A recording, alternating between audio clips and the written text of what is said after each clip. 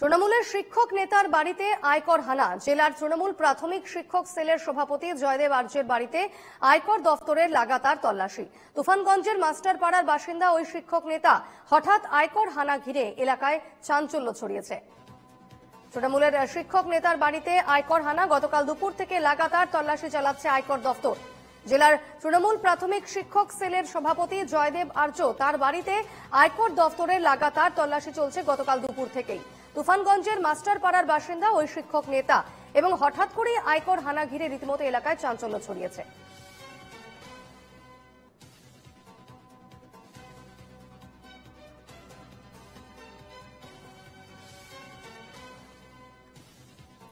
তৃণমূলের শিক্ষক নেতার বাড়িতে গতকাল দুপুর থেকেই আয়কর হানা। তুফানগঞ্জের মাস্টারপাড়ার বাসিন্দা এই শিক্ষক নেতা জেলার তৃণমূল প্রাথমিক শিক্ষক সেলের সভাপতি জয়দেব আর্য এবং তার বাড়িতেই লাগাতার তল্লাশি চালাচ্ছে আয়কর দফতরের আধিকারিকরা। কথা বলে নেব, টেলিফোনে রয়েছেন প্রতিনিধি অমিত সরকার। অমিত, এই মুহূর্তে কি আপডেট পাচ্ছ? এই যে জয়দেব আর্য তার বাড়িতে লাগাতার তল্লাশি চলছে আয়কর দফতরের, কি তথ্য পাওয়া যাচ্ছে?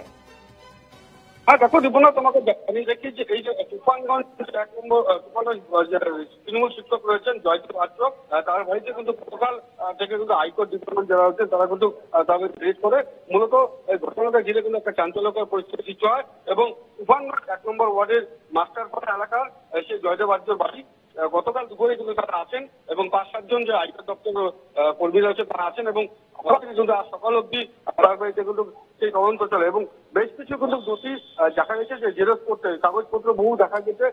সেখানে কিন্তু গতকাল দুপুর থেকে কিন্তু আজ অব্দি কিন্তু সকাল অব্দি তাকে ইচ্ছে করেন এবং তারপরে কিন্তু আজ সকালবেলা কিছুক্ষণ আগে কিন্তু তারা বেরিয়ে পড়েন। মূলত জয়দেব আর্য যে রয়েছে সে কিন্তু যেটা জানাচ্ছে যে তার নাম এবং তার যে ফোন নাম্বার বা মেল আইডি রয়েছে সেটা হ্যাক করে এই দুর্নীতিকে করেছে এবং সেই খোঁজেই তার বাড়িতে এসেছিল এবং সবটাই কিন্তু তারা নথি খতিয়ে দেখে এবং তারা কিন্তু বেরিয়ে যায় এবং তাদের কিন্তু তারা সে কোঅপারেট করেছেন এবং আগামী থেকে যদি সহযোগিতা দরকার হয় সে কিন্তু করবে বলে ইতিমধ্যে জানা গিয়েছে।